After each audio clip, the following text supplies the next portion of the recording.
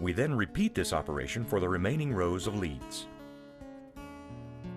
When our industry transitioned from tin lead to lead-free solder, many solder techs began to feel that drag soldering was no fun anymore, that it had become a real drag.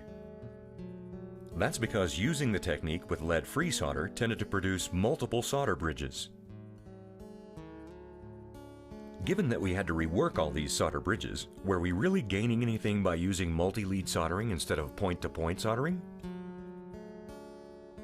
The good news is we have a technique that will make it less frustrating to perform drag soldering with the lead-free alloys. This new method reduces the possibility of solder bridges. The idea is to place the soldering iron tip out at the toes of the gull wing leads as we perform the drag soldering operation.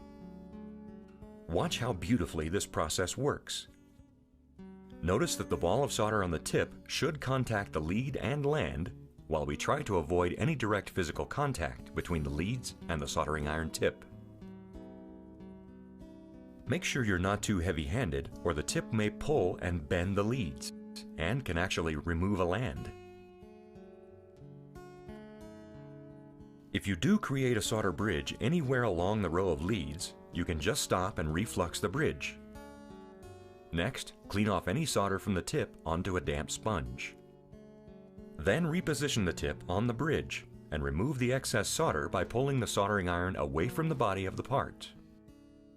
This is called the draw-off method. Another effective technique is termed the respread method. Ray calls this walking the dog, meaning he uses the soldering iron tip to move the bridge down the row of leads, sharing the solder with multiple leads until it is gone.